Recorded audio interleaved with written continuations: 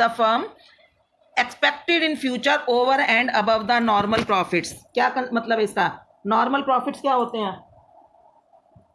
Ma'am जो जितनी हमने एसेट और कैपिटल लगाई है उसके बेसिस पे जो प्रॉफिट होता है वो नॉर्मल प्रॉफिट। नॉर्मली किसी को भी एक नॉर्मल सर्कमस्टेंसेज में बिजनेस को जो प्रॉफिट होने के चांसेस होते हैं उसको हम बोलते हैं नॉर्मल प्रॉफिट। और गुडविल का क्या मतलब है कि उस प्रॉफिट से ऊपर, उस प्रॉफिट नॉर्मल जो सबको प्रॉफिट होते हैं, अगर कोई फर्म उससे ज़्यादा प्रॉफिट्स अर्न करने की, जितने ज़्यादा उससे प्रॉफिट अर्न कर लेती है उतनी उसकी गुडविल की वैल्यूएशन बढ़ती जाती है। समझ रहे बेटा?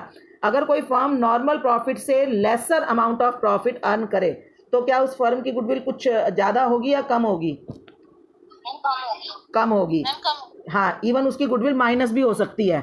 माइनस होने का मतलब क्या है कि अगर वो अपनी शॉप को सेल करना चाहता है, अपना बिजनेस सेल करना चाहता है, तो इवन अगर वो नॉर्मल प्रॉफिट भी अर्न नहीं कर पा रहा है तो हो सकता है कि उसको अपनी एसेट्स की वैल्यू के बराबर भी उसको गुडविल उसको जो है अपने फर्म की प्राइस ना मिल सके।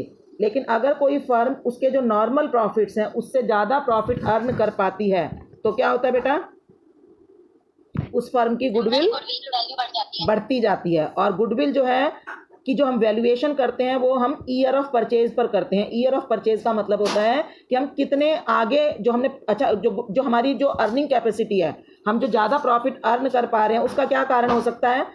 हमारे बिजनेस की लोकेशन वगैरह है, हमारा जैसे हमने उस दिन बात की थी ना सारी, कि लोकेशन है, मैनेजमेंट है, प्रोडक्ट की क्वालिटी है। लेकिन ये सब चीज़ें कैसे हुई? ये हमने पास्ट में एफर्ट्स किए। कोई भी बिजनेस आपको पता है स्टार्ट होते ही प्रॉफिट अर्न करना स्टार्ट कर सकता है या नहीं कर सकता? स्टार्टिंग से ही हाई प्रॉफिट नहीं कर सकता, है ना? तो धीरे धीरे वो लोग अपने एफर्ट्स करते हैं, वो लोग डिसीजंस लेते हैं, अपने प्रोडक्ट की क्वालिटी इंप्रूव करते हैं, अपना जो है एक मार्केट में रेपुटेशन बनाते हैं। वो रेपुटेशन बनती है उनके बिहेवियर की वजह से, उनके कस्टमर्स के साथ कॉन्टैक्ट्स की वजह से। तो यानी उन्होंने जो पास्ट में एफर्ट्स करते हैं, ग्रेजुअली धीरे धीरे जो एफर्ट्स करते हैं, तो धीरे धीरे फर्म इस कंडीशन में आ जाती है कि it is able to earn profits in excess of its normal profit. बात समझ में आ गई मेरी? कि नॉर्मल प्रॉफिट्स के ऊपर हम जो एक्स्ट्रा प्रॉफिट अर्न कर पाते हैं उसका मेन कारण होता है कि फर्म के पास्ट में किए गए एफर्ट्स, जो उसने पिछले सालों में, पहले के स्टार्टिंग ईयर्स में जो उसने एफर्ट्स किए हैं, उसका फायदा उसको आगे आने वाले सालों में कई साल तक मिल सकता है। समझ रहे मेरी बात? और जब हम गुडविल की वैल्यूएशन करते हैं तो हम ये देखते हैं कि हमारे जो पास्ट एफर्ट्स हैं उनके कारण हमें प्रॉफिट्स कितने साल तक मिल सकते हैं। देखो, अब कोई फर्म होती है पास में एफर्ट्स कर रही होती है तो उसको धीरे धीरे वो इस कंडीशन में आ जाती है कि उसका एक नाम हो जाता है, अपनी एक वैल्यू बन जाती है। ठीक है? अब अगर वो इस वक्त एफर्ट्स करना छोड़ दे और सोचे कि चलो जी अब हमने तो अपना जो कमाना था, हमने जो अपनी रेपुटेशन तो अब हमारी बनी गई है, और इसके बाद उस रेपुटेशन को मेंटेन करने के लिए या उस रेपुटेशन को बढ़ाने के लिए आगे काम करना बंद कर दे, तो बताओ क्या होगा? बताओ बेटा क्या होगा? अगर फर्म, गुडविल कम हो जाए, हाँ, उसको स्टार्टिंग में तो उसके कस्टमर्स, उसकी सेल बढ़ेगी क्योंकि उसने पिछले टाइम में नाम कमा लिया, कस्टमर्स आएंगे, उसकी सेल बढ़ेगी, सब कुछ होगा। यानी पिछले सालों में जो उसने अपनी रेपुटेशन अर्न की उसका फायदा उसको 1-2 साल तक तो मिल जाएगा, कुछ टाइम तो मिल जाएगा। लेकिन इसके बाद वो अगर एफर्ट्स करना छोड़ देगी तो धीरे धीरे क्या होगा? उसकी वैल्यू डाउन होने लग जाएगी। कस्टमर्स, उसके बेटर कंपटीटर्स आ जाएंगे। कस्टमर्स की अगर डिससेटिस्फैक्शन बढ़ने लग गई तो धीरे धीरे वही प्रोडक्ट मार्केट से गायब भी हो सकता है। आप मुझे कुछ नाम बता सकते हैं ऐसे प्रोडक्ट्स जिनकी पहले आप लोग गुडविल मानते थे और धीरे धीरे वो मार्केट से गायब हो गए, उनका नाम खत्म हो गया, और उसके पीछे क्या आप मुझे कारण बता सकते हो बेटा? कुछ एग्जाम्पल दे सकते हो मुझे इस चीज के? है कोई आपके दिमाग में नाम? आपने अपने पेरेंट्स के मुंह से सुना, हो सकता है अभी आप बच्चे हो, आपको इतना ना पता हो, लेकिन आपने अपने पेरेंट्स के मुंह से, किसी एल्डर के मुंह से किसी प्रोडक्ट का नाम सुना हो जो धीरे धीरे मार्केट से वॉश आउट हो गया और उसकी जगह किसी नए प्रोडक्ट ने ले लियो, किसी नए ब्रांड ने ले लियो। नोकिया हो सकता है, जैसे पहले वो बहुत होता था। हाँ, बिल्कुल ठीक, बिल्कुल ठीक, वेरी गुड। नोकिया एक बहुत बड़ा इसका एग्जाम्पल है कि नोकिया का किसी टाइम पर फ़ोन होना अपने आप में किसी भी व्यक्ति के लिए एक रेपुटेशन मानी जाती थी। आज भी कुछ फ़ोन्स है ना जिसका आप लोग देखते होंगे कि किसी के हाथ में देखकर आपको, एप्पल जैसे है, एप्पल का फ़ोन आपके देखते ही दिमाग में एकदम से उसकी एक रेपुटेशन बनती है, भाई एप्पल का फ़ोन ले रखा है इसने, तो बनती है ना हमारे दिमाग में इमेज। लेकिन वो इमेज उसकी आज भी मेंटेन्ड है क्योंकि एप्पल उसमें अभी भी वर्क कर रहा है, उसको इम्प्रूव करने के लिए कर रहा है, अपना कस्टमर केयर जो है वो एरिया एक्सपेंड करता जा रहा है। लेकिन अगर कोई फर्म इस चीज़ को सोचे कि ठीक है हमने तो अपनी वैल्यू अटेन कर लिया and thereafter there is no need to work on its in future also, तो आफ्टर सम टाइम जो उसने पास में एफर्ट्स किए थे उसके उसके बेस पर वो कुछ टाइम तक तो, हाँ जी बोलो कोई भावना कह रही है ज्वाइन कर लो। बेटा मैं ना अब आगे से ना आपको क्लास के बीच में ज्वाइन नहीं करवाया करूंगी। आप लोग ना एक चीज देखा करो भाई, कई बार मेरी भी क्लास लेट हो जाती है मैं मानती हूँ, बट आप लोग थोड़ा सा तो एक दूसरे को से कांटेक्ट रखो कि क्लास स्टार्ट हो गई या नहीं हो गई है। अब देखो मेरे को ना बीच बीच में मेरा सारा फ्लो टूट जाता है, मेरे को एकदम दिमाग भी नहीं काम करता कि मैं कैसे करूँ काम। और आप लोगों को मैं अभी इसकी वो देना नहीं चाहती कंट्रोल की, मैं मीटिंग की कंट्रोल आपको दूं। मैंने थोड़े टाइम में आपको मीटिंग का कंट्रोल भी दिया था। भावना बेटा टाइम से ज्वाइन किया करो क्लास। हाँ जी, हाँ सब बच्चे टाइम से बेटा क्लास ज्वाइन किया करो। आपका क्लास का जो टाइम होता है नॉर्मल उसमें आया करो, सारी क्लास इंटरप्ट होती है आपकी। हाँ जी, तो क्या होगा, तो इसलिए हम जब गुडविल की वैल्यूएशन करते हैं तो हम उसमें ईयर ऑफ परचेज, आपने अगर पहले से ही चैप्टर पढ़ रखा होगा तो आपने देखा होगा फॉर्मूले में ईयर ऑफ परचेज आता है बेटा,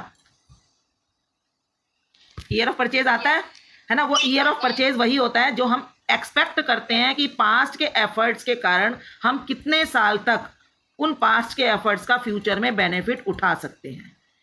होता सब चीज एस्टिमेटेड है but that is called year of purchase. तो जब भी कोई पार्टनर रिटायर होता है, कोई नया पार्टनर एडमिट होता है, तो जो पार्टनर सेक्रीफाइस करता है वो यही चाहता है कि पिछले सालों में जो मेरा कंट्रीब्यूशन रहा है उसके कारण फर्म को जो भी प्रॉफिट होगा मुझे उसके बदले में आज जो है, आगे तो मेरे को प्रॉफिट कम हो जाएंगे मेरे तो, क्योंकि मैं तो सेक्रीफाइस कर रहा हूं, तो मुझे आज उसके बदले में कंपनसेट किया जाए। इज इट क्लियर बेटा? थोड़ा सा मैंने आपको समझाने की कोशिश की, कुछ समझ में आया आपको? तो देखो goodwill can be defined as the present value of a firm's anticipated excess earning. बेटा इस वर्ड का मीनिंग समझ में आ गया? एंटिसिपेटेड का क्या मतलब होता है बेटा?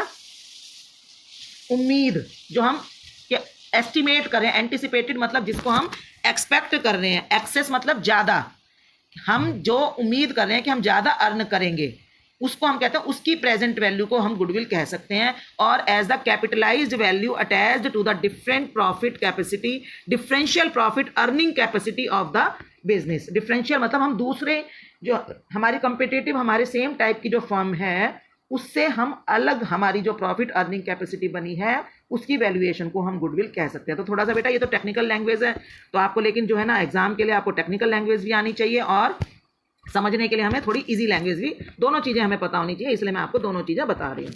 तो goodwill exist only when the firm earns super profit. तो गुडविल केवल तब होती है, अर्न तब होती है, मतलब तभी बनती है जब फर्म जो है सुपर प्रॉफिट अर्न कर पाती है। Any firm that earns normal profit और is incurring losses has no goodwill. उनकी गुडविल की वैल्यूएशन नहीं होती, और इवन गुडविल की वैल्यूएशन माइनस की, पॉजिटिव की बजाय नेगेटिव भी हो सकती है। इज इट क्लियर बेटा? सबको समझ में आ गई ये बात?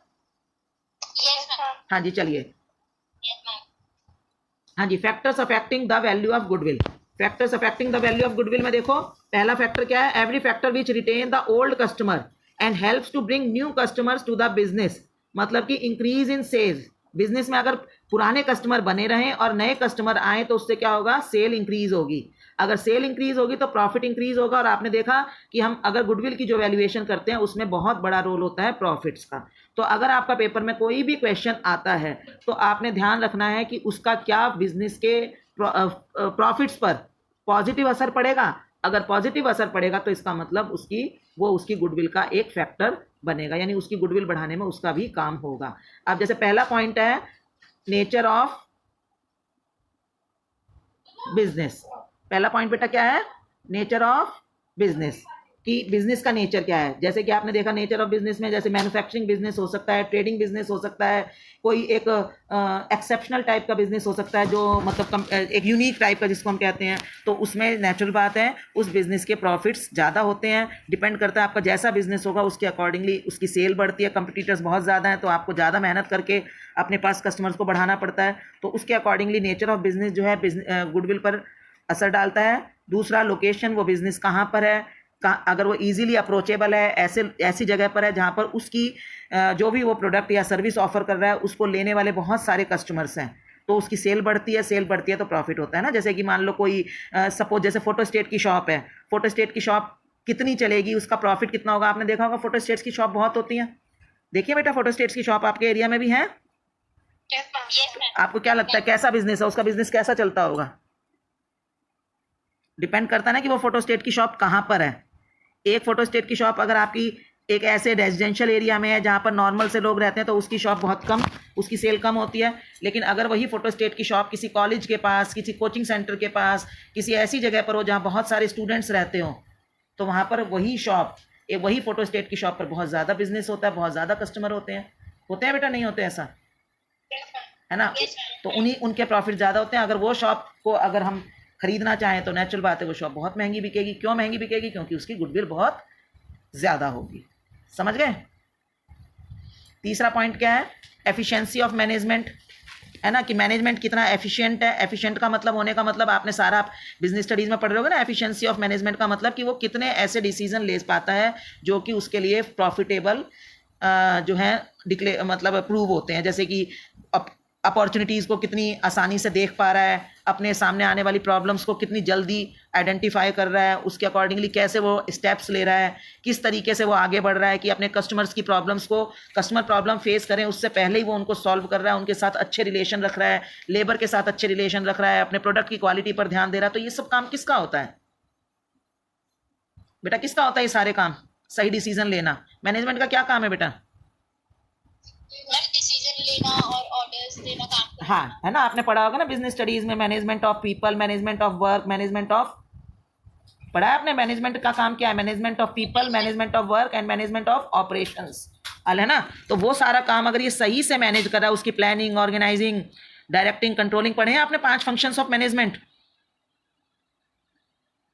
बेटा पढ़े हैं आपने बिजनेस स्टडीज में 5 फंक्शंस ऑफ मैनेजमेंट? तो वो सारे काम अगर वो सही तरीके से कर रहा है तो नेचुरल बात है उनका बिजनेस, कस्टमर्स भी सेटिस्फाइड हैं, वर्कर्स भी सेटिस्फाइड हैं, उसकी मार्केटिंग भी अच्छी हो रही है, तो उसके जो रिटेलर्स हैं जो उनकी सर्विसेज को, उनके प्रोडक्ट को बेच रहे हैं, वो भी अगर सेटिस्फाइड है तो उससे क्या होगा? उसका बिजनेस बढ़ता है।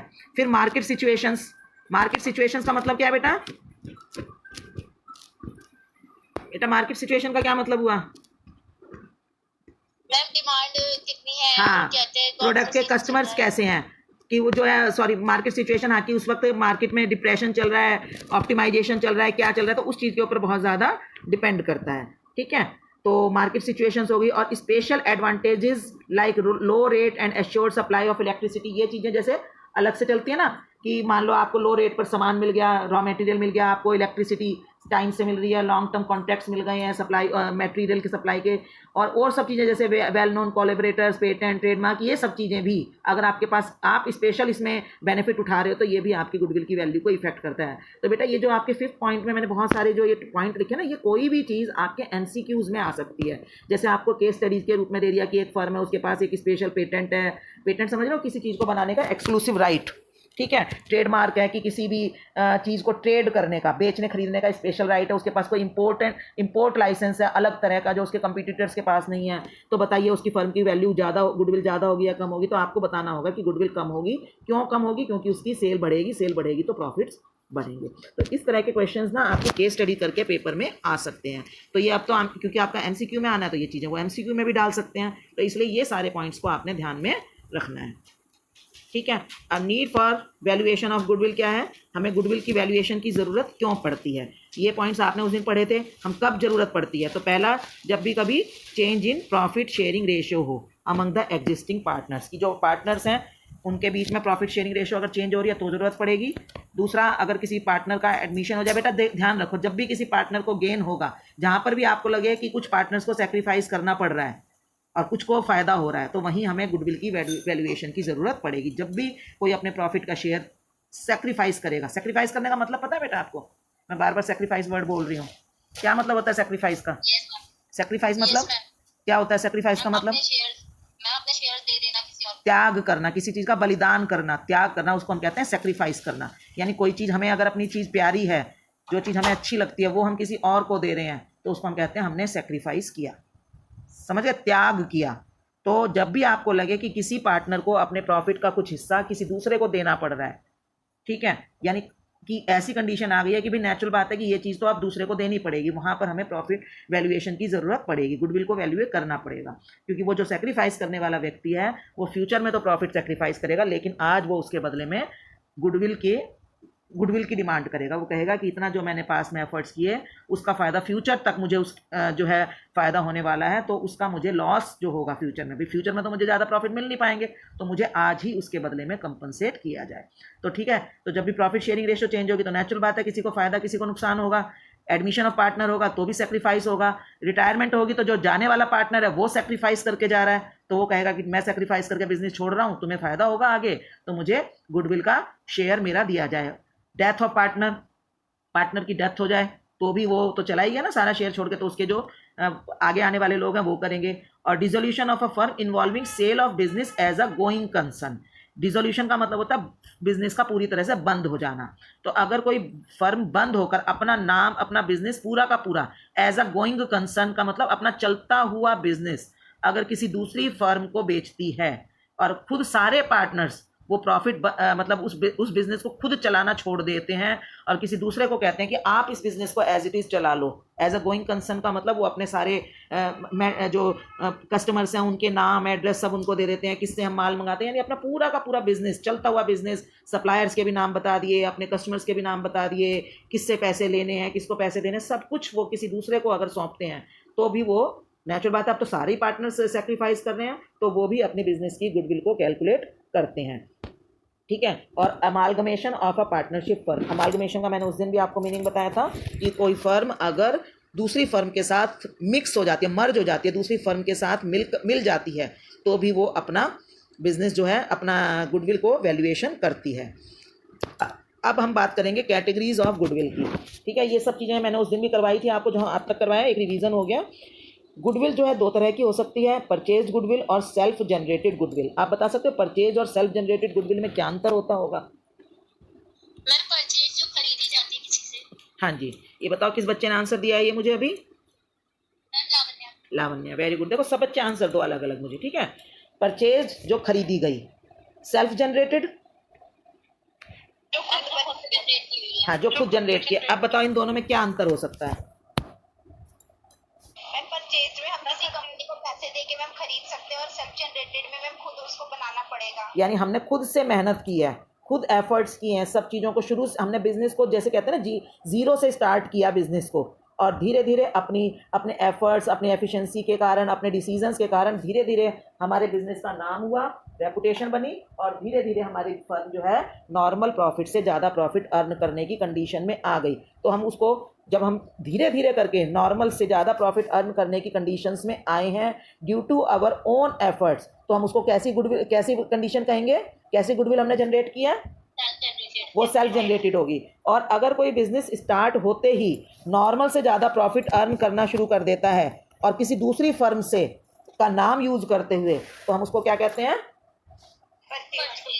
Purchase goodwill. तो बिजनेस स्टार्ट होते ही नॉर्मल से ज़्यादा प्रॉफिट अर्न होने लग जाते हैं तो हम उसको कौन सी कैटेगरी में रखते हैं?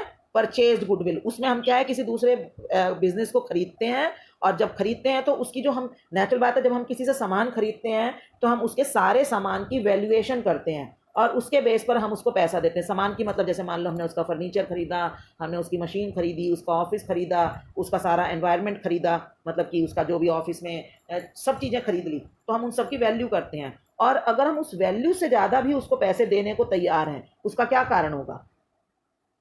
किसी का चलता हुआ बिजनेस कोई क्यों खरीदता है? या तो इसलिए हाँ, क्यों हमें उसकी गुडविल हम उसकी एसेट्स की वैल्यू से भी ज़्यादा अगर हम पैसे देने को तैयार हैं, इसका मतलब उस फर्म की मार्केट में अच्छी गुडविल है, रेपुटेशन है, और हमें उम्मीद है कि जब हम उसके नाम से बिजनेस चलाएंगे तो हमें स्टार्टिंग से ही प्रॉफिट्स होने शुरू हो जाएंगे। ठीक है बेटा, समझ गए? हाँ जी, चलिए meaning and features of purchase goodwill. Goodwill का फीचर्स देख लो कि goodwill for which a consideration in money और money is worth has been paid is called purchased goodwill. कि गुडविल जिसके लिए हमने मनी दी है, पैसे दिए हैं, उसको हम परचेज गुडविल कहते हैं। और एज पर AS26 ये आपको पता होगा कि अकाउंटिंग स्टैंडर्ड्स सभी लोगों के अकाउंट्स सेम रहें, इसके लिए अकाउंटिंग स्टैंडर्ड्स बनाता है हमारा institute of chartered accountant of India, ICAI। सुना बेटा आपने इसका नाम कभी? ICAI का 11th में आपने पढ़े होंगे कि ICAI सभी फर्म्स एक तरीके से एक पॉलिसी के अकॉर्डिंगली अकाउंट्स बनाएं, इसके लिए अकाउंटिंग स्टैंडर्ड्स बनाता है, तो उसके अलग अलग नाम हैं।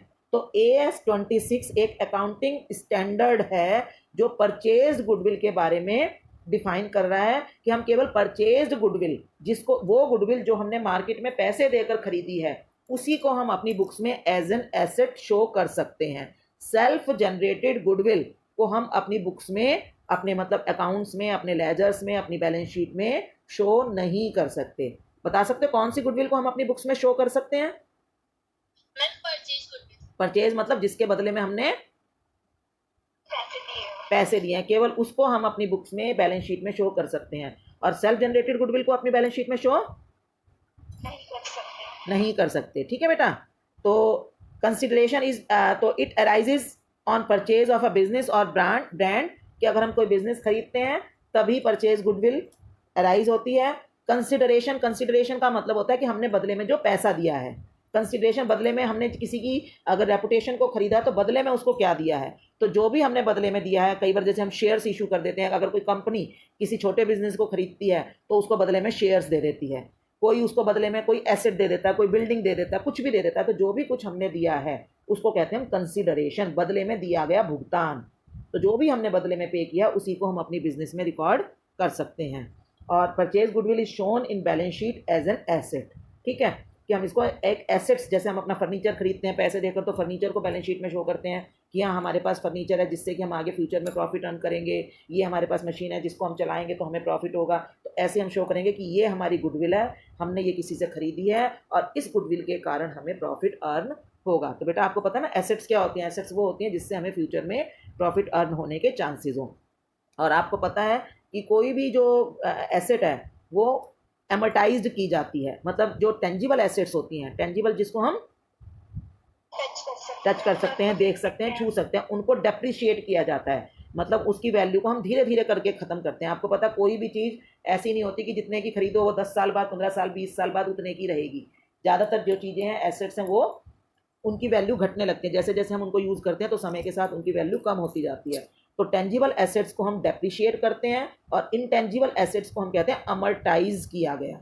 मतलब धीरे धीरे उसकी वैल्यू को हम प्रॉफिट एंड लॉस अकाउंट में ट्रांसफ़र करके उसकी वैल्यू को जीरो पर ले आते हैं। होता है ना कुछ टाइम बाद तो वो वैल्यू जीरो किसी भी चीज़ की हो जाती है, आपको भी पता होगा। तो हम जो परचेज गुडविल है इसको धीरे धीरे करके अमर्टाइज करते हैं। और value of goodwill is a subjective assessment. Subjective assessment की देखो, जैसे आपने देखा कि जो मैं आपको बार बार बता रही हूँ कि valuation of goodwill is done on the basis of profit earning capacity, anticipated profit earning capacity in future. अब एंटिसिपेट कर रहे हैं हम कि हम फ्यूचर में पिछले साल के जो हमारे पिछले कई सालों के जो एफर्ट्स हैं उनके बेस पर हम फ्यूचर में कितने समय तक प्रॉफिट अर्न करेंगे। अब ये चीज़ हम कोई ज्योतिषी तो है नहीं ना, हमारे पास कोई ऐसा टूल है, कोई ऐसा पैमाना है कि हम पता एग्जैक्टली कह सकें जी एग्जैक्टली हम 3 साल तक इसका फ़ायदा उठाएंगे या एग्जैक्टली 2 साल तक उठाएंगे या एग्जैक्टली 10 साल तक उठाएंगे। तो कोई ऐसा कोई हार्ड एंड फास्ट कोई टूल नहीं है जिससे कि हम नाप सकें कि हमारा तो एग्जैक्ट पिछले कि ये प्रॉफिट पिछले एफर्ट्स का जो प्रॉफिट है वो हमें कितने साल तक मिलेगा। इसका कोई एग्जैक्ट टूल नहीं है। तो सब्जेक्टिव का मतलब होता है कि जब हम कोई चीज़ अपनी सोच समझ के अनुसार ले रहे हैं, यानी उसके पीछे कोई बहुत हार्ड एंड फास्ट लॉजिक ना हो, समझ रहे हो, उसको हम बोलते हैं सब्जेक्टिव। समझ रहे बेटा सब्जेक्टिव क्या होता है? एक होता है ऑब्जेक्टिव असेसमेंट और एक होती है सब्जेक्टिव असेसमेंट। ऑब्जेक्टिव में क्या होता है कि जो व्यक्ति किसी चीज़ को वैल्यूएशन कर रहा है, किसी चीज़ को अच्छा या बुरा कह रहा है, उसके पास उसको अच्छा या बुरा कहने के लिए पूरे तर्क हैं। उसका अपना पर्सनल माइंड या उसकी पर्सनल सोच उसके ऊपर हावी नहीं हो रही कि ये चीज़ बुरी है या अच्छी है। उसमें उसकी अपनी सोच हावी नहीं हो रही, केवल सबको एक ही दिशा से दिख रही है। जैसे मान लो 2 लाइनें खींची हुई हैं, एक लाइन छोटी है एक बड़ी है, ठीक है, तो कोई भी आएगा वो यही कहेगा हाँ ये वाली लाइन छोटी है ये बड़ी है। क्यों? इसमें किसी व्यक्ति की अपनी सोच नहीं है, ठीक है, उसको क्लियर कट सबको दिख रहा है कि एक लाइन छोटी है दूसरी लाइन बड़ी है। तो उसको हम कहेंगे ऑब्जेक्टिव असेसमेंट। और सब्जेक्टिव असेसमेंट में क्या होगा, हमने मान लो एक ही लाइन खींच रखी है और हमने उससे पूछा कि बताओ ये छोटी है या बड़ी। अब कोई व्यक्ति कहेगा छोटी है, कोई कहेगा बड़ी है, वो उसकी सोच उसकी एक्सपेक्टेशंस के आधार पर है। तो यहाँ पर हम कह रहे हैं कि जो गुडविल है वो एक सब्जेक्टिव असेसमेंट है, यानी कि इसकी कोई जो वैल्यूएशन की जा रही है उसको हम ये नहीं कह सकते कि ये बिल्कुल एक्यूरेट है, पर ये केवल एक रफ आइडिया है। बेटा ये वाली लाइन मेरी समझ में आई? It is the subjective assessment, है ना, कि इसका कोई हार्ड एंड फास्ट रूल नहीं है। जो ईयर ऑफ परचेज हम लगाते हैं फॉर्मूले में, वो हर व्यक्ति की, हर पार्टनर की अपनी सोच पर बेस्ड होता है। क्लियर?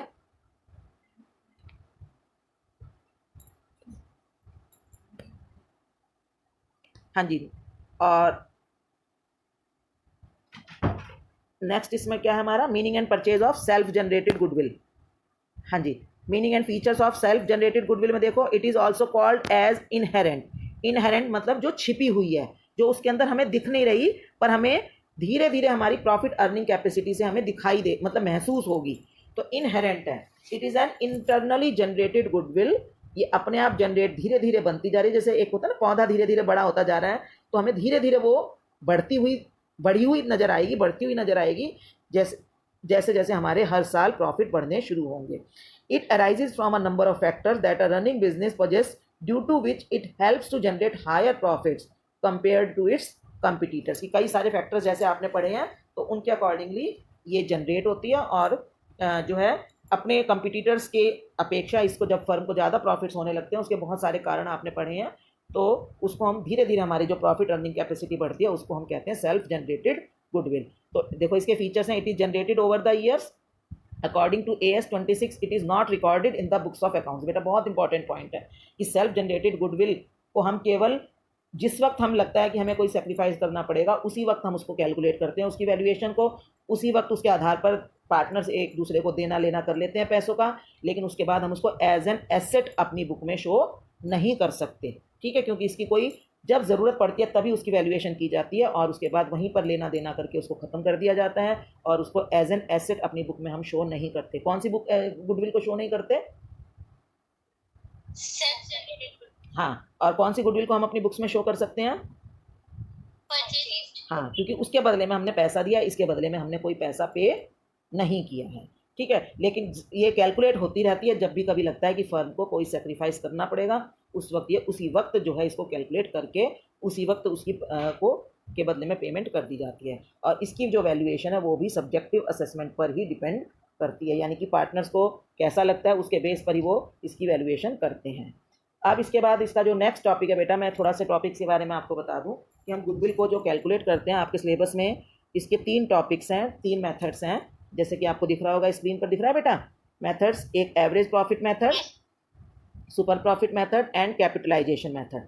ये मेथड्स आपको करवाए जाएंगे, इसके फॉर्मूलाज हैं वो मैं आपको बताऊंगी।